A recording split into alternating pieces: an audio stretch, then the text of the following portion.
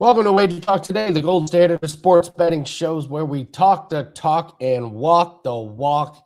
Best words in sports. Game 7 coming up. We're going to break that one down. We got a lot to get to.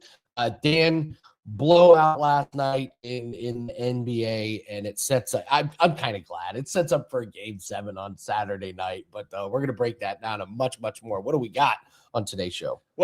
And I think way back when, Andy, when two guys on the show said I would be shocked if this series went any less than 6, and that was before the series tipped off. I mean, heavyweight bout. This is why we love sports, man. What you've seen.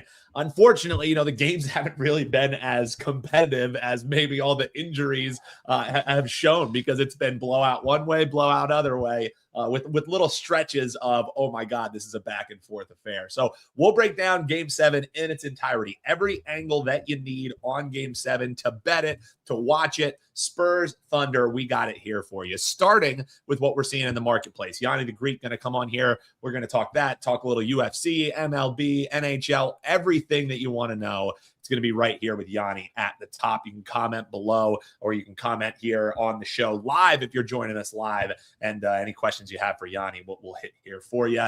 Teddy Covers is coming on. He's the man going in depth here on Game 7. And then also I want to just pick Teddy's brain, Andy. I know you and I were talking before. How do either of these teams match up against the Knicks? And is this the best case scenario if you're a New York Knicks fan, or if you have a New York Knicks future, your team's swept and you're kicking your feet up watching these two teams beat the crap out of each other? Does it matter that much? We'll find out what Teddy thinks. And then Marco D'Angelo, Twins, Pirates, Marlins, Mets. We're going to talk Delhi with Marco as well. Maybe preview some early thoughts on some ponies that will be coming next week. All that and more, Andy. Best bets, free plays. And let's start off with the WagerTalk Today play of the day, though we should just be asking our man Bruce, what are we betting? Because he cashed another one for us yesterday, Andy. Yeah, Bruce, if you're watching live, hope you are. Congratulations. That's 2-0. You got to give us a play for today. You got to go 3-0. You're letting it ride on Bruce's picks. Shit. Absolutely, man. When you're hot, you're hot. So, Bruce, put in the live chat, what your play of the day is. If you have one, you don't have to force it if you want to roll it next week. But, I mean, you hit on Wednesday, you hit on Thursday. You got to give us one on Friday. I'll make the graphic for you. So our play of the day, we're going to the Giants and the Rockies. I'm going with Willie, don't call me Adams, Adames, over 2.5 hits plus runs plus RBIs. This is all about the pitching matchup. Lorenzen is pitching for the Rockies, and his numbers are just truly spectacularly bad. So first off, Adames has gone over 9 out of the last 11 games, and he bats near the top of the order. So you're getting a lot of at-bats. You're getting a guy that's hot. But Lorenzen, this season, 53.2 innings, 84 hits, and 49 runs, 10 home runs. Man, if we can get Lorenzen pitching at Colorado on Dinger Tuesday, Dan, we could hit multiple in the same game. At home, 10.03 ERA in 5 games this season. An ERA over 10 at home. So we got to take advantage of a player prop in this one. And Willie Adames, I think, is how we do over 2.5. Normally it's 1.5. So the fact that they're giving us 2.5 and Adames is still going over, this is a no-brainer for me. Yeah, a great matchup here. It makes a lot of sense for a guy who is seeing it well, who is hitting it well. So the books sometimes let the line lead the way. And this certainly hasn't become an unbettable number. Adames over the 2.5. WagerTalk Today play of the day, which we stand 21-14. 7 games or 7 picks above 500. Thanks to our man Bruce. But I like this one heading into the weekend, Andy. So, folks, we are rapidly approaching 250,000 subscribers here on the YouTube channel. So please continue to hit that like button. Please continue to hit that subscribe. Maybe when we come back Monday, we'll be talking our 250th subscriber. But Andy, a guy who adds a lot of subscribers simply because they want to tune in and get his steam, it's Yanni the Greek. Yanni, how we doing, brother? Never better. Never better. I think we went 2-0 on the show yesterday. I think I gave that over in that baseball game early, and we hit the first 5 and the full game. So great way to start yesterday, and went really well. Sorry, my mind's all over the place because I got up really early today because I knew I was expecting a little bit of pullback in the stock market because nothing goes up in a straight line. And yesterday was so good for some of those AI stocks and defense stocks that I expected a little pullback. So I got up real early, put in 6 trades, and 2 of them already got executed. So hopefully the market drops a little more and I could execute a few more of those trades and set up for the future. Now, with that said, what do we got today? We got Major League Baseball. We got NHL. We have a Game 7 tomorrow. We have UFC in the middle of the night. We've got college baseball, which I have power rated now. My guy's so motivated because I've been paying him well that even in his spare time, he's like sending me stuff that I don't even ask for anymore. And this morning he sent me, there's like 30 plus college baseball games today, and he sent me his implied win probability for every single one. I just want to see how he does. I love it. I love when I see passion like that.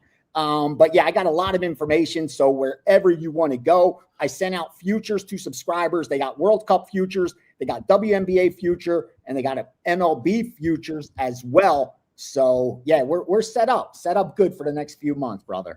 I'm excited. Well, let's go to Major League Baseball. Loaded slate of games today. Oh yeah. Yeah. So we got some really, really good ones. Where do you want to start? All right.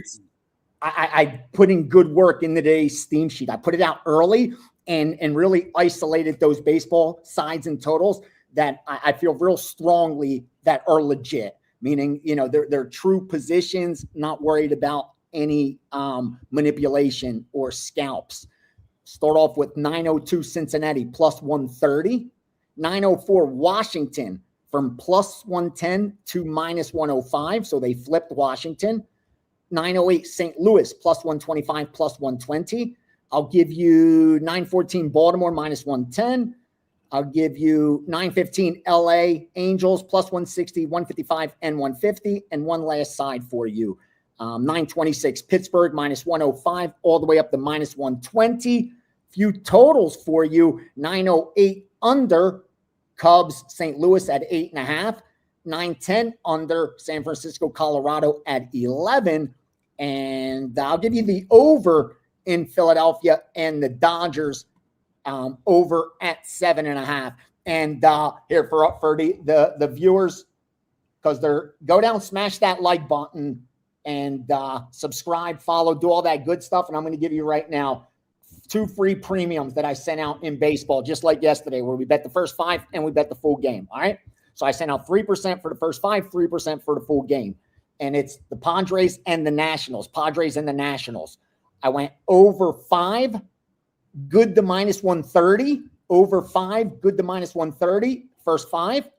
Over 9, good to minus 125. Over 9, good to minus 125. Padres Nationals.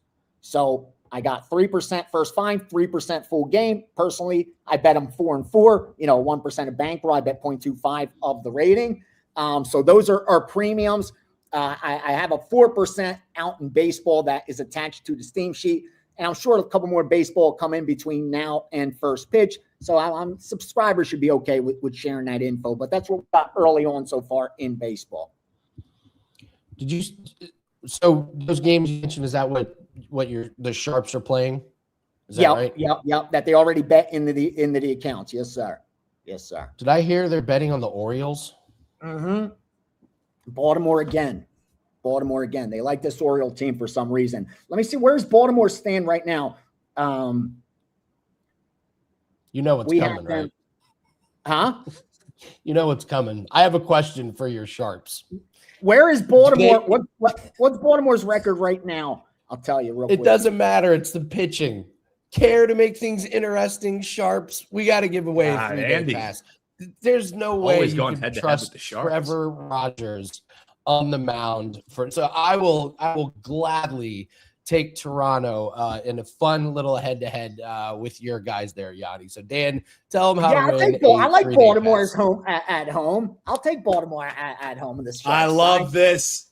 I like it. I like them to get Toronto won game 1, right? Yeah. I like Baltimore to bounce back. I like them to bounce back. Oh, we got a true All right, I head-to-head. love this because not only do the Sharps like it, Yanni likes it as well. So this is a fun one, folks. You can comment below after the show goes live. Let us know, Yanni, if you think the Orioles are the side, or let us know if you think Andy and the side he's backing is the way to go. Here, folks, comment below and include your WagerTalk username. If your side wins, and one of them will win, then we'll give away a free 3-day flex pass. We'll circle back, talk about it on Monday with Yanni. So we got a little head-to-head action. Everyone's a winner. It. Everyone's a winner.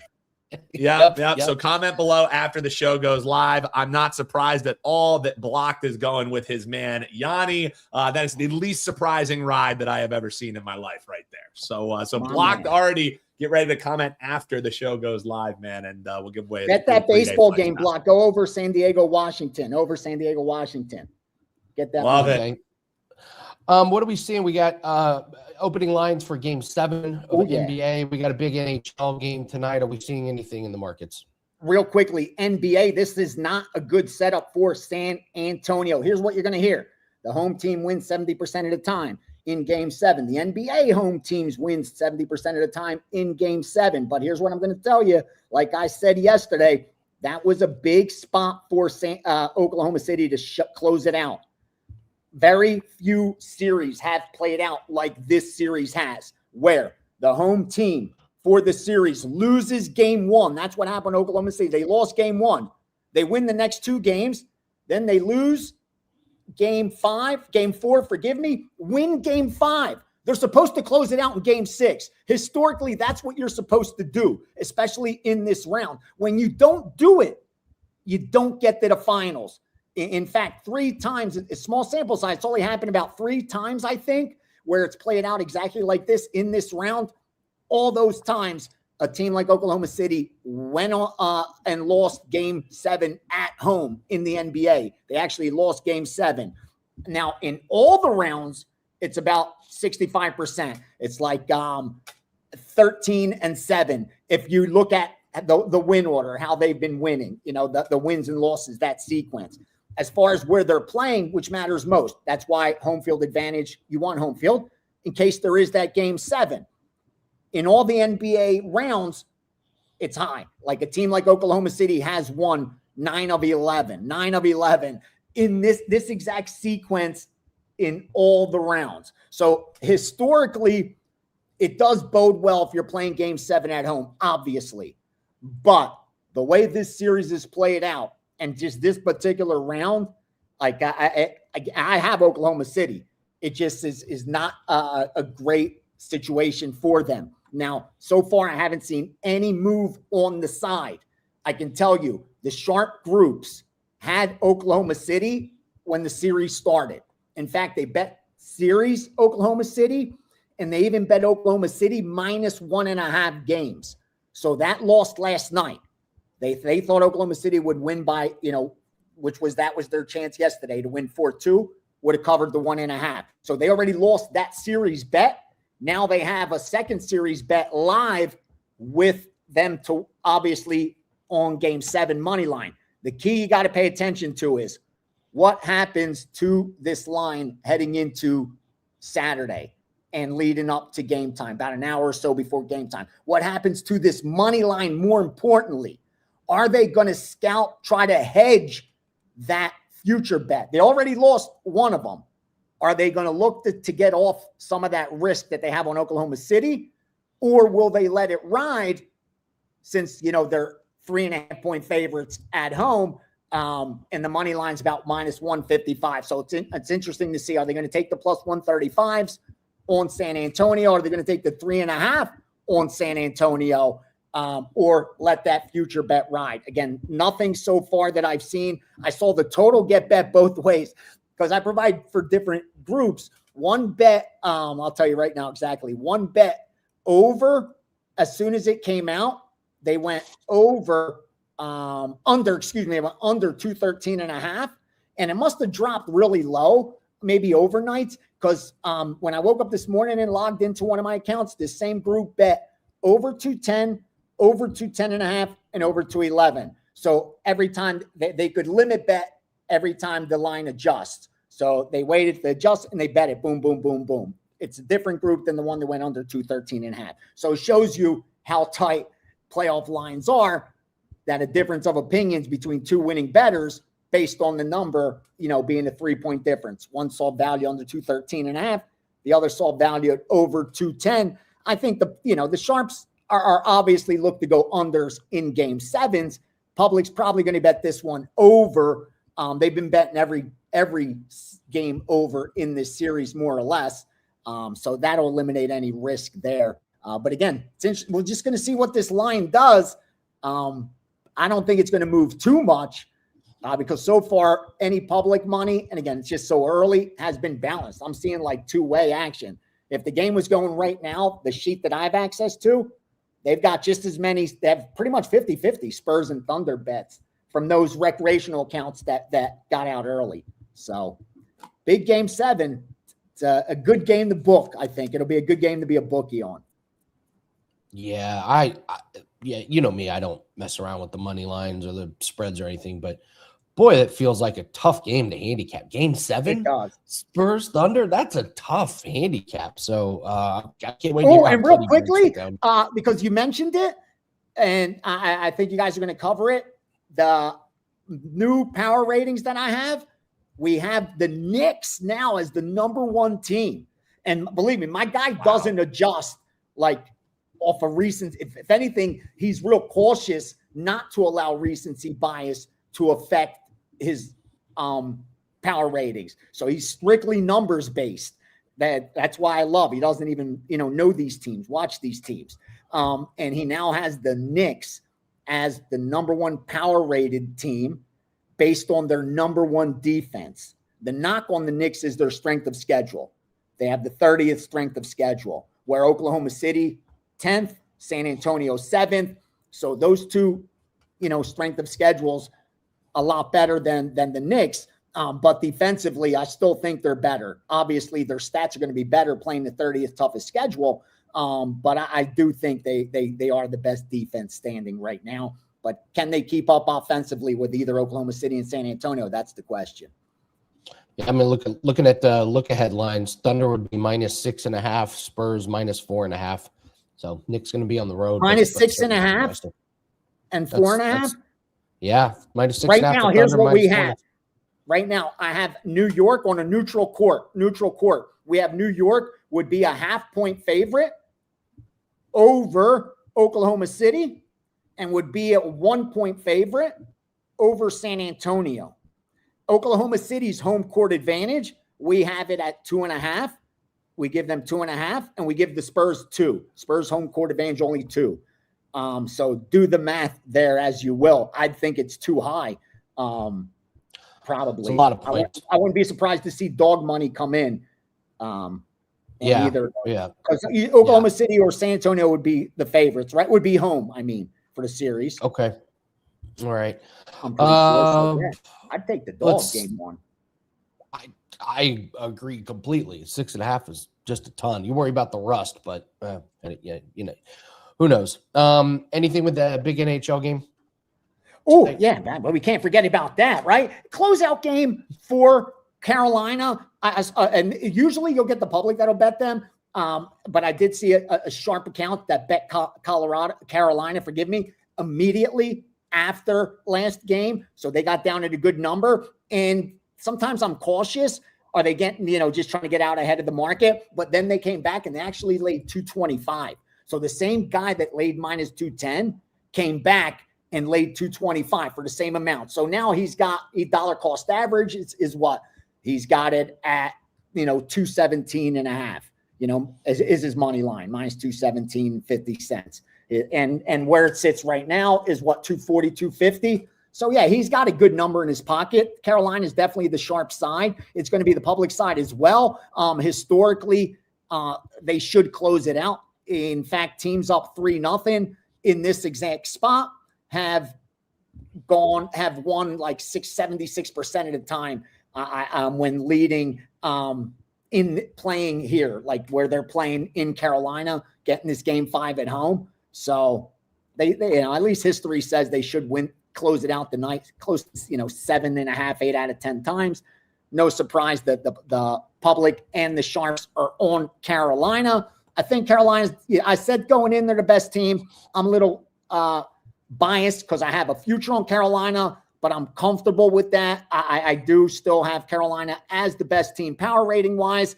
And I got lucky. Be careful what you wish for, but I do think I got lucky when they advanced, because I was more afraid of the Colorado than Vegas. Again, on paper at least, Colorado's more dangerous. So I'll take it with Vegas, and we'll see what happens. Hopefully Carolina shuts it out tonight for us and gets it done. But I like Carolina. Like I said, I have them for the series. I have them for a future. I'm not hedging anything tonight for Montreal. Montreal's tough, but hopefully they don't extend it. Close out with UFC. I know you mentioned Amarim. That line moved some. Yeah. Across the board, I'm not seeing a ton. You seeing anything? No, actually, I bet that yesterday one of my originators asked me to fire on Amarim, and I released the subscribers because I don't release any stuff that my originators give me unless I already have a lean on it. I just don't think that's fair with MMA, because I like handicapping it myself. So to make a long story short, I had Amarim circled, so I was comfortable that they came in on Amarim. It was the line move based on where it opened that kept me off from firing. So I was glad they helped me come in and confirm it. The thing with this card is that the chalk at the top, it's trying to figure out, are you going to use, I think it's a great spot for Song Yadong to get Figueiredo on his resume. It's the price that keeps me off. I'm dying to go over 4.5 because I know historically, if I just go blindly over 3.5 and 4.5, I'll make money. But I've stayed off of those the last few, and it's cost me, like with the Strickland fight, the narrative. I fell for the narrative, and you can't do that. That's what worries me with some of these totals. Like, to go over, but as the week progresses and you see all the breakdowns and people you respect, and you see interviews or whatever, you start to change your opinion with the narrative, and that's not a good thing. So I haven't bet it yet, but I do like the over 4.5. Figgy should be able to hang in there with Yadong, I think, and not get finished. But you'll be holding your breath for 25 minutes. It's a tough card. I do have now 4 premiums already, 4%, and a 3%. Still digging into that card. But so far I got some good line value, good CLV. Now they got to go out there and do their job. I agree completely. I see money coming in on Jake Matthews, which I agree with completely. He always gets money, bro. You got to bet him as soon as the line opens. For some reason, market always seems Jake Matthews undervalued. He's just not consistent enough. Like, he'll win 3-4 in a row, and right when he gets cracks into those rankings, makes a move, he'll lose a fight he's not supposed to. You know what I mean? And then same thing. Like, he'll win 3 in a row, and the same thing happens. But he's coming off a Magny sub. He got subbed to Magny. You know what I mean? He won that fight. Happens, but he has the experience. He should have avoided it. He won the fight. He subbed Neil Magny. They stopped the fight, and the ref was like, "Oh, I meant the round was over." And then they just made Jake Matthews keep fighting again. Talk about the ultimate adrenaline dump. Yeah, and that's why I'm mad I didn't bet him when the line opened, because for that you got a discount. And you're absolutely right. He didn't lose that fight. And that's why this one should have been opened at -400, but it opened at -200 instead because of that. And I'm pissed at myself for missing it, because whether he wins or loses this fight, I mean, that was a great bet when it opened. It's ridiculous against Carlston Harris. He fights once a year, Carlston Harris. I'll just leave you with this. I'm probably going to regret not betting more on Luis Diaz. I think that Yisak Lee guy's completely, what an awful UFC Bro, fighter. I send in notes to the UFC terrible. So they could use throughout the broadcast for betting notes and stuff. I couldn't find anything positive to pass along for this Yisak Lee. Like, I tried to shine them up a little bit. You know what I mean? I couldn't find anything, bro. You were right. There's none. All right. What do you have up for everybody on Friday? UFC's package is up. Don't miss it. Beat 3-1 last week in the PFL. Crushed the UFC card before that. I think we hit 3 out of 4 bets there as well. coming off a losing year in MMA, you knew what was going to happen this year. I have the Steam sheet up. There's a 4% in Major League Baseball in there, as well as a ton of information. Subscribers got already 3 premiums in baseball. If I fire any couple 4%, I'll put a package together. We're not going to bet the NHL game unless one of my groups come in on the total. So yeah, it's just grinding into the weekend and looking forward to a game 7. See if we could confirm anything. Otherwise, letting my series bet roll, and we'll see if Oklahoma City gets it done. But best of luck to all this weekend. Hope you cash that 5%, brother, and good luck to you and your team this weekend. Do some damage. All right. Thank you very much, Yanni. Appreciate it. Yanni getting us ready for the weekend. Listen, Blocked has an interesting comment here. Blocked says that he will bet his left ball that the Knicks don't win the championship. Oh, so, no. Dan, care to make things? No, I'm not. No ball bets. No, that's where I draw the line. I'm down to give away free 3-day flex passes. But Block did say if he loses that bet, he will change his username to Half Sack.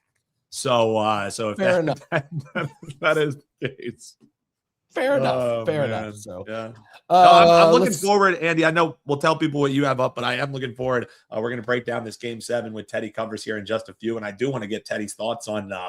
I'm sure I can hear Teddy saying, "Yes, the Knicks are live." Like I can hear it coming out of his mouth, but we'll see if that is truly how he feels heading into what should be a great NBA Finals, regardless who ends up making it, Andy. But we'll get his thoughts in a few. What do we got rocking tonight, man? Let's see. Tonight on Friday, I don't think I have anything up as of yet. Still looking at MLB. Still looking. I mean, those plays are going to go in his client plays. The Adames play, and I'll look at WNBA. 1-1 in WNBA. Lost the NBA bet last night. Those blowouts, man, on player props when your guy doesn't see the court for the fourth quarter, your bet's just a dead one walking. But 5% UFC best bet is the big one that we got going on. It's rung 4 of our ladder challenge, our Let It Ride challenge.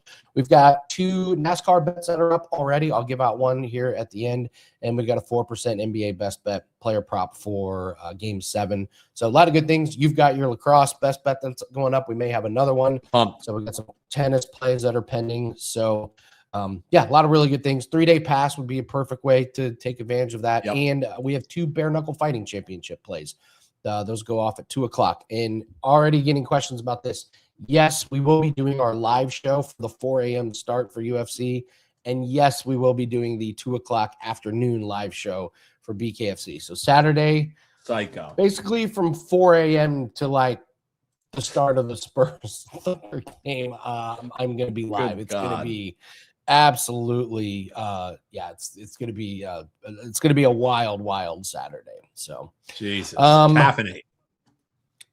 It's going to be what beverage do you go to for that? So, well, you have 6 different beverages, as we learned on yesterday's show, Andy. So all of the beverages, the cash the over on beverages consumed by Andy on tomorrow's live streams. Whatever the number is, they can't make it high enough. Yeah. So, all right, we got to bring in Teddy covers because we got to get the breakdown from the man himself on Game 7. Teddy, happy Friday. You're doing a 4 a.m. live stream? Yeah, he's insane. Live, like honestly, Teddy, it's become part of the bankroll. The live bets on UFC are just absolute. Sure. It's the only sport I live bet. It's like if I don't do a live show and we don't live bet, it's like taking a pay cut. So, 4 a.m. we'll be there, man. That's the dedication that it takes to be successful to do this stuff. It's this is a profitable opportunity. Let's set the alarm for 3:30, and let's get the caffeine up and ready. This is the same guy who we have, Jan, who's a part of our team, who's like our cricket department, Teddy. Even though Andy's not the one who will handicap the play, Andy will wake up in the middle of the night to watch cricket bets. You know what I mean? Like the man is dialed. You can say what you want about Andy Lang. The man is dialed. Here's the other thing that happens, Teddy. I can tell myself, oh, I'm not doing a live show. It's 4 a.m. Oh, like my mind will like wake up at 4:30 and I'll be like, I wonder how my bets are doing. I wonder how the fights are going. And now I'm just up. Oh, yeah. I get it.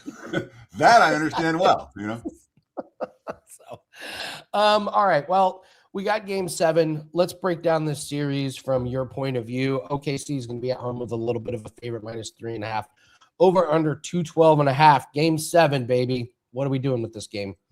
Yeah, I mean, the home team's been -3.5 the last couple of games, whoever's been at home. So we've seen a pretty significant adjustment, a 7-point differential between the two home floors. I heard Gianni come on earlier and talk about how he had OKC's home court rated higher than San Antonio's. I've got San Antonio's home court rated the highest in the NBA, a little bit higher than OKC's. So for what that's worth. That said, 3.5, 212.5/213, the prevailing number here. And for a 3-3 series that everyone's been waiting for all year, with a double overtime thriller in game 1, the series has been largely non-competitive. The last 4 games, all decided by 13 points or more, all, fourth quarters that weren't nail biters. And of course, the point spread was -3.5 or lower every time, just like it is in this ball game. Now, it's certainly worth noting that the Spurs, who can they compete with OKC? They haven't just been competing. They throttled the Thunder twice in the last 3 games, with OKC non-competitive in defeat. And they're doing it on defense. The 2 losses for the Thunder, 91 points, 82 points scored for OKC in those 2 defeats. They shot 37% from the floor in game 6, 25% from 3-point range, and they only got to the free throw line last night 12 times. OKC did not get the whistles, and the Spurs had more than twice as many free throw attempts in game 6 as OKC did. So for all the flopping talk, it's been San Antonio who got the benefit of the calls in the last ball game. And SGA right now, the league's MVP, he can't score. The Thunder, when he can't score, the Thunder can't win. We look at the runs that OKC has given up. They gave up the 20-0 third quarter run in game 6. They gave up the 15-0 run to start the game in game 3. They gave up another monster run in game 4. All of those came in San Antonio. But it's worth noting that we've seen the Spurs be able to both shut down Oklahoma City for extended stretches and score on the offensive end for extended stretches 3 times in the last 4 ball games. Now, we talk about the history of game 7s. What do we have? Well, road teams in the conference finals. How about this? 4-0 straight up the last 4 road teams in the conference finals. 6-3 straight up the last 9 in conference finals. So to say, oh, just bet the home team game 7, that hasn't been the case. And I thought Gianni said something really smart earlier. He said teams like OKC, when they don't close them out in game 6, they haven't been winning game 7. I thought OKC was very live to close them out last night. I thought they were live at halftime to close them out last night. They came out in the third quarter and laid an egg. Jalen Williams returned to the lineup, complete non-factor. He played for 10 minutes, and OKC got outscored by 18 during that span. He had 1 point, 1 assist, and 2 turnovers. I don't know if we see Jalen Williams for any extended time here. And, it's a scenario for OKC with the rotation as deep as it is. You need Jalen Williams. How much playing time is he going to get? Is he a factor? If I'm looking for player props, I'd look at Williams under. Shea was -28 last night. And, -28 in their time on the floor. And he shot 33%, 37%, 40%, and 35% from the floor the last 4 games. He had only 3 free throw attempts in game 6 compared to 17 in game 5. If Shea can't score, OKC can't win. And the scary thing for OKC is that the Spurs weren't even insanely good in game 6. I don't know. I mean, Darren Fox certainly had a better game in him than the one we just saw. If I'm playing a side here, it could only be San Antonio. Let's talk about the total. Obviously, we had 241 points for game 5. The series was 4-1 to the over after game 5. And then Thursday night, the total was bet up at about 219.5. The Spurs did their part. First half went over, but OKC shut down after halftime, only 38 points after the break. The game stayed under. There were no late scramble points in game 6 either. And of course, those scramble points can be so key. If the game's within foul and 3-pointer range and a team hits a 3-pointer or 2, you can get 10, 15, 20 points in the last minute or two of an NBA game versus last night where you got very few. Now, of course, the total 219.5 for game 6. What do we see for game 7? 212.5/213. So the markets have made a huge adjustment. The Spurs have proven they can slow down Oklahoma City. They have the number 2 defensive rating in the playoffs. The Knicks are number 1.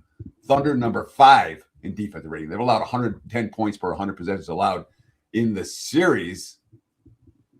This was a team that was the regular season defensive efficiency champs. They were best at 106.5. You get up almost 5 points per 100 possessions more again this series and in the postseason than they did in the regular season. So the Thunder's defense has not been as good. The Spurs were number 3 in the regular season, and they've been number 2 here in the postseason. They've been phenomenal defensively, when the Knicks have been better. Now, note the adjustment. The Cavs-Raptors, that first round game 7 is worth noting here because the whole series was totaled 218, 219, 220. Game 6 was 218.5, and then game 7 was 209.5, and they finished 114, 102, 216, which would have stayed under, but the markets made the big adjustment to game 7. We've seen the markets make a big adjustment to this game 7 as well. That being said, since the last 20 plus years, game 7s, as the playoff progressed, conference finals or finals, game 7s 12-1 to the under, going under by an average of more than 15 points per game. And that's a sample size of more than 20 years. Now, it's not for the early rounds of the playoffs. It's only good for the conference finals and the finals. But when these teams have been in the postseason for extended stretches, the unders have been moneymakers in these game 7 situations. So Spurs plus and under is what I'm looking for in this one. Andy? All right. How do they match? Who's a better matchup, worse matchup for the Knicks? How do these teams match up against the Knicks? Is there a difference? Is there one team that the Knicks you think would prefer to play? What's your take on what the Knicks are going to be expecting or wanting? So I heard Gianni saying that in his power ratings that he has the Knicks as the best team in the league right now. And if you're going based on the playoffs, you can make that argument because since the start of the postseason, the Knicks have been the best team in the NBA. And the numbers are really impressive. You know, when you look at the advanced stats for New York, their net rating is plus 19.8. San Antonio's second at plus 11. OKC's third at plus 7.9. So it's been a one-way scenario for which team's been really good here in the postseason. That said, the Knicks are not going to be favored in the series, regardless of who they play. And you say, which team do the Knicks match up better? If OKC survives and advances, they deserve, and the fact that there's it's something you get from having won a previous finals, or having won previous game 7s, and OKC has that. So I think in that regard, if OKC can survive and advance on Saturday, I think they will be the tougher matchup for New York. That said, not like the Spurs are going to be a cakewalk, and if the Spurs can beat OKC, they're showing that they're more than capable of playing with the best teams in the league. They'll still be favored. And it's not like San Antonio is a team that I think better to be rushing to take the Knicks against the Spurs.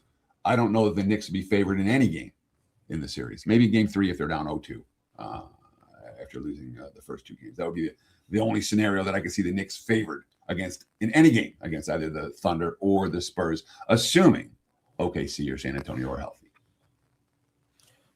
It just hit me. I'm getting nauseous thinking about having to listen to Knicks fans if they win the championship. That's going to be nauseating. It's been since 1973. They get you got to give these guys at one point in my life I was a Knicks fan. I would have gone crazy at one point.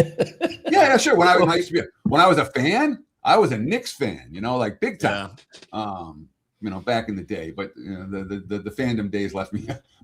It wasn't long. It wasn't long in Vegas where I'm like, yeah, I'm not really rooting for any teams anymore. I'm rooting for who I'm betting on these days.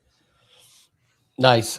All right. Well, great breakdown on the NBA Game 7. I cleared my calendar. Nothing's better than a Game 7. So I'll be very excited. So what do you have up for everybody at Friday?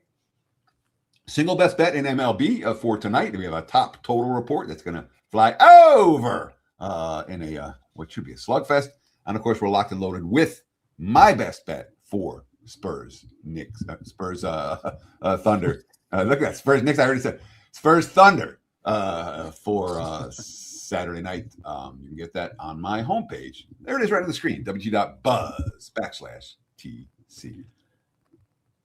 All right, we're gonna have to clip that where Teddy said Spurs Knicks and send it out like Teddy knows something. Teddy, yeah, exactly. Yeah. Rage bait him. What does Teddy know? What does Teddy know? Exactly. Please do that, Chris. Clip that. What it. does Teddy know?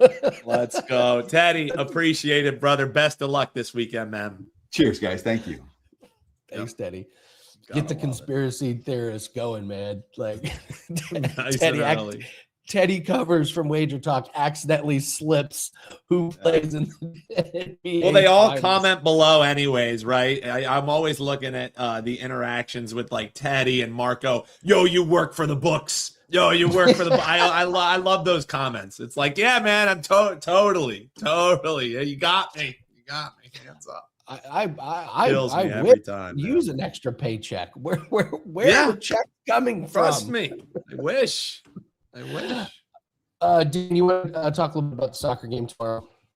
Yeah. We had a couple different questions, and we have Marco D'Angelo coming up. He's got MLB coming. Marco is one of the best NBA bettors. He's one of the best MLB bettors. He's one of the best NHL bettors.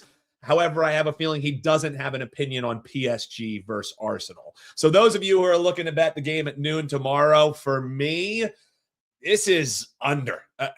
So if you just look at the history of what happens in the Champions League finals, last year PSG raised the trophy and it was a 5-0 win against Inter Milan. No one really saw that coming, but they just came out absolutely firing. Now that could happen here, but this Arsenal defense is one of the best that we've seen in recent memory. Certainly one of the best that we've seen in the Champions League in quite some time. This Arsenal team on the year concedes less than a goal per game. They're just averaging 0.6 goals allowed here in Champions League action. PSG, also this is going to be neutral site game, so technically both of them are on the road. PSG's defense on the road has been very stout. They're averaging the exact same, just 0.6 goals allowed. And if you just look at recent history for these two teams, 6 straight games have gone under 2.5 in Arsenal games. 3 of the last 4 for PSG outside of that explosion that they had against Bayern Munich went under this number as well. So historically in these championship games, they're cagey affairs. Both of these teams, while they possess a strong counterattack, I think this is going to be a defensive battle. So don't sweat, folks, if there is a goal that gets conceded in the first half, or even 2 goals that gets conceded in the first half, because the last 4 times these two teams have met, the second half has been a draw. So it gets, even if it starts a little dicey, it gets super cagey late. We're going under the 2.5. It's -120. That's how I'm betting the Champions League final. Comment below and let us know how you're betting it. But there you go. That's my thoughts on the UCL final for you. Look, a hell of an impromptu breakdown, Dan. Good Lord. We're getting dialed in for the World Cup, man. Me and Jan, we've been getting dialed for the World Cup here for a while. So we've been paying attention to these leagues that are in play, making sure we're seeing how the form of players coming in. We've already loaded one of our first futures in the World Cup, WT.buzz/AL. We're going to be dialed for soccer or football for you guys in the weeks coming here, right here. So there you go, Andy. We're ready to go, baby. Well, let's bring in Marco. Let's talk some MLB. Happy Friday. Yeah, Marco, PSG and Arsenal. Who do we like, man? Yeah, guys, you got that one right. I don't follow that particular sport, and I'll leave it to you guys, and you've done a fantastic job with it. And I'll be honest with you guys. When I first moved to Vegas in 2008, I think that we had a World Cup then, and I was absolutely shocked when I walked into the sports books and saw how many people were in the sports book at ungodly early morning hours watching and betting on soccer. So it is definitely a very popular sport. It has grown year by year. So maybe I'll have to dip my toes in, or I'll just, follow you guys that know what you're doing. How's that? Yeah, it's the same thing as I'm never going to tell anyone which horse to bet on, but I'll sure as hell ask Marco which horse I'm betting on. I can tell you that much. Marco, one thing you've also been terrific with, and a sport that you do follow, of course, is what's happening in Major League Baseball. And let's talk your Pittsburgh Pirates. I know one of your favorite things on Bet On It is to remind people that one of the most overrated angles in sports is revenge, right? Everybody loves the revenge handicap, and Twins manager Derek Shelton is making his return to Pittsburgh. This was the guy who got fired by this club back in May of last year. So, Marco, revenge game, baby. We got to pull off the rubber band for the Twins, right? What say you? No, let's not do that. In what we're looking at here, well, first of all, I can't trust the Twins. And really the way the Pirates have been playing too, you can't trust them. But what I like here is Pirates are sending Jared Jones to the mound. He is making his first major league start in over a year. He got hurt last year in spring training, required season-ending elbow surgery, and he's worked his ass off to get back to the big show. He's a player that in 2024, first year, he had a 4.14 ERA, 132 strikeouts in 121 innings. A lot of people were excited about it. You know, you had a couple young pitchers. The other one, you might have heard of him, a guy named Paul Skeens, and then you had Jared Jones. So things were looking pretty good, and then the injury happens in 2025. He's rehabbed. He's had 5 rehab starts. He's done very well with those rehab starts, an ERA of 2.89. Now, obviously, those rehab starts were across single A and triple A as he worked his way back through, but we're ready to go. And I like to take pitchers that are coming off those long injuries. I know most people hate that. They say, oh, okay, he's going to be rusty, this and that. I look at it a totally different way. When you've had an injury that sidelined you that long, all you've been doing is working your butt off to get back. And you are so locked in for that first game. And not only are you locked in and you generally deliver a good performance, your teammates are locked in as well because they want to reward you with that victory because you work so hard getting back. And that's why I'm going to go ahead, side with the Pittsburgh Pirates here. Minnesota not scoring runs right now. They've scored 2 runs or less in 3 of the last 4 games. And it's a little quirky one, but the Pirates had that guy I mentioned pitching yesterday, that Paul Skeens kid. They lost. And for whatever reason, when the Pirates lose a game, when Skeens is on the mound, they seem to do pretty good in the next game. So I'm going to go ahead and take Pittsburgh here. It's not a homer pick, not a fading the revenge angle. It's just I like the setup here. I'll go ahead and take Pittsburgh. Yeah, no, Marco, we know you will bet against Pittsburgh the same that you'll bet on. The only best bet that you'll always bet in Pittsburgh is get the pierogies. That's the only best bet that you can guarantee you will be backing Pittsburgh on. We'll find out what you got rocking this weekend here in just a few. We have some great deals over at Marco's page, wt.buzz/MD. But first, let's talk this Miami and New York Mets game, coming off a little rest, which maybe it's what the Mets needed. But the way that they won Wednesday, Marco, it's like, okay, you finally got it done, Mets, but there is no way that in any way is going to be how you can get it done moving forward. So, hey, they finally got a little wind in their sails, Marco. Do the Mets finally start turning around? Is that the momentum that they needed? How are you looking to bet this as the Marlins are coming to town for a weekend set? Well, if you're a Mets fan, you know, it's been a frustrating season. There's no question about that. If you've been a Mets bettor, it's been an even more frustrating season because just when you thought they turned the corner, they rolled off 6 out of 7. Okay, here's the Mets we thought we were going to have at the beginning of the season.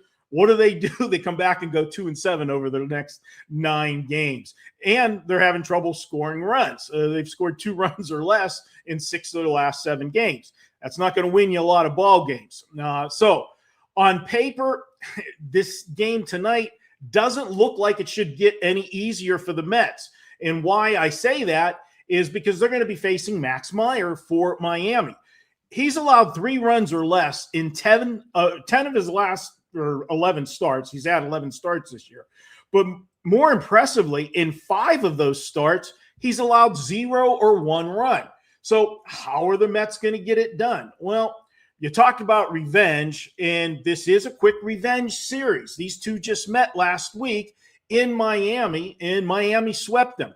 And no, I'm not going to back the Mets simply because this is a revenge angle. What I'm going to look at is the pitching matchup. And I just praised Max Meyer for how well he's pitching. Why would I want to step in front of him tonight? Well, here's why. He's a young pitcher. He's only made 36 career starts so far. One of the reasons for his success has been teams don't know him. They haven't seen him. And I say it all the time that young pitchers, first time around the league, they've got the advantage over the hitters. That's why so often you'll see somebody, rookie pitcher has a great first half, and then they hit the dog days of summer, August and September, and all of a sudden they're not as effective. And everybody is quick to say, well, they're not used to logging that many major league innings. Yeah, that's part of it. But the other part of it is in August and September, they're facing division rivals for the second, third, even fourth time on the season. So they know them now. Well, Max Meyer is going to be facing the Mets in back-to-back starts. That's bad, in my opinion. That gives the Mets the advantage. They just saw him last week, and I think they'll be able to get the job done seeing him the second time in back-to-back starts. Also, the Mets are throwing a guy that's not a slouch either. Freddie Peralta goes, and he has been pitching well. Now, granted, he was on the losing end of that 4-1 score last week. Went 7 innings, though, 4 runs. Generally, you can live with that start. But if you look at his 11 starts this year, 9 of the 11, he's given up 3 runs or less. So just as impressive. And here's a stat that I just can't look past with Freddie Peralta. When he is pitched at home and has been a favorite of 150 or less, his team is an eye-popping 30-11. I'm going to go ahead and take the Mets tonight. Yes, it's a revenge game, so to speak, but it's more so seeing the same pitcher, that young pitcher that you weren't familiar with, a second time in a week. I'll go ahead and take the Mets to get game 1 of this series tonight. Man, I don't know what it is, Marco, but somehow you made me feel good about backing the New York Mets, which is something you haven't been able to say this year. So great handicap on that one, Marco. Love the breakdown there. I was checking out your page. I see you haven't loaded anything quite yet, but I'm sure this will be a weekend where action's going to be coming in. So folks, check it out, WT.buzz/MD. We still have that 3-day pass available. You can also get the rest of the year for a great price, Marco. So even if we're not locked and loaded yet, we're finalizing the card, and what are folks going to find? Yeah, it's Friday mornings, guys, are ridiculously busy here. And remember, we're on the West Coast, so you guys got a 3-hour jump on us. But we got, WagerTalk Today in the morning. We've got the deli coming. I'll be recording that within the next hour. We'll have our plays loaded for today. I'm heading to the Westgate on Friday like I always do, but I'm heading there early today because we're going to be filming a early Belmont video. I'm going to take a look at some of the horses that we know are going to be heading to the Belmont and break them down with some early looks. And guys, total honesty, we laid an egg in the Preakness, but I absolutely love what we're going to have with the Belmont. We're going to have a bunch of the horses that raced in the Kentucky Derby and skipped the Preakness showing up for the Belmont. And I think this is going to be one hell of a race. And we're going to be, as my dad used to say, I think I might be taking the rubber bands off on a particular horse on the Belmont. So things are looking good for that. I'll be breaking down a little preview of that today. And then lock in on next Wednesday. We'll have the crew, Kelly, Sean Alvarez, and myself. It'll be the Pony Pundits edition of the Belmont. We'll tell you everything you need to know about the Belmont on our Wednesday show. So guys, that's what we've got going on here. WNBA has been rolling. We're off to a good start. We did lose a play last night, but we had won 5 in a row going into that one. And guys, we're hitting like over 2+ years WNBA. I'm hitting 66% of our plays in the WNBA. So it has been fun for a sport that I know a lot of people don't like to watch. But I tell you all the time, you don't have to watch it. You just have to get the score and cash the ticket. Well, and Marco, we'll allow you coming off a loss after you hit 6 straight before that. So, Marco, we know heading into the weekend it'll be a good one. WT.buzz/MD. And when we talk to you next week, Marco, when we talk a little Belmont, we'll also likely be talking about how your little channel that could WagerTalk TV at 250,000 subscribers. So exciting stuff, man. Appreciate you and best of luck this weekend. All right, guys, have a great weekend. Yeah, if you're hungry, the deli coming your way. Hit that subscribe button. You'll know when it goes live. Marco breaking down his favorite dog spots, his favorite sandwich spots. So check that out here on the channel. More reasons than ever to subscribe, Mr. Lang.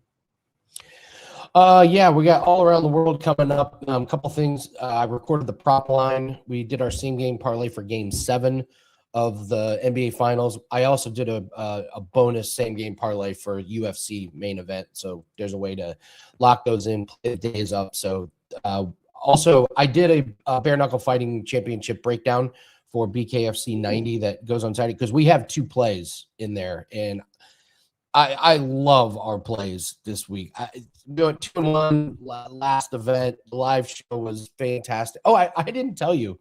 We're doing our live show, and some guys like, I like this guy, is like, wow, you know what you're talking about. It turns out he's an actual bare knuckle fighter. He's fighting July 3rd. Oh, no shit. Let's go. Out with us. It was awesome.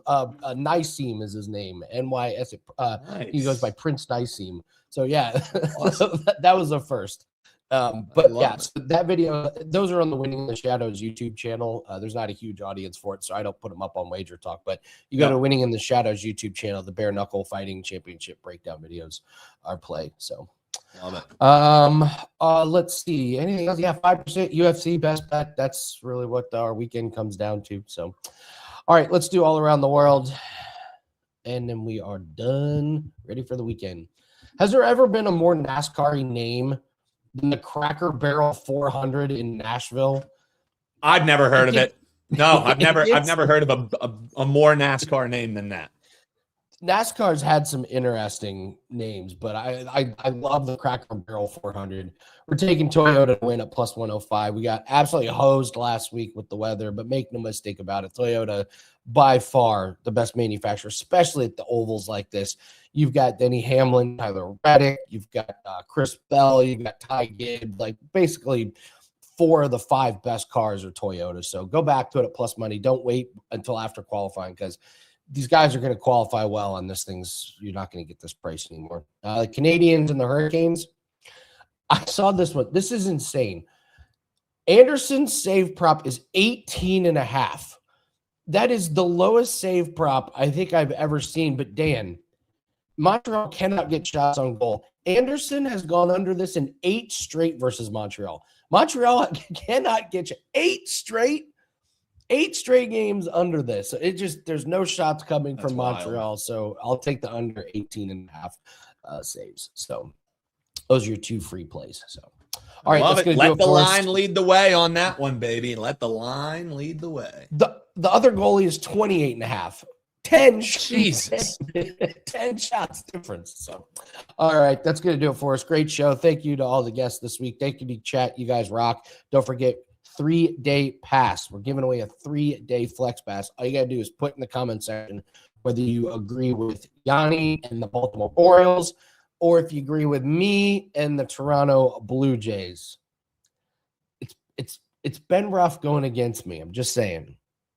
I'm just saying. I've done. I'm pointing the way that I would comment, Andy. That's all I'm saying. The Sharps, they've been getting their ass kicked by my man. It's Trevor Rogers pitching for Baltimore. He's a disaster this month. So, all right, it's gonna do it for us, guys. A lot of good bets this weekend. WT.buzz/AL. That's where you can get some articles, some free plays, as well as all of our paid plays. Good luck on your bets. We'll see everyone Monday. Take care.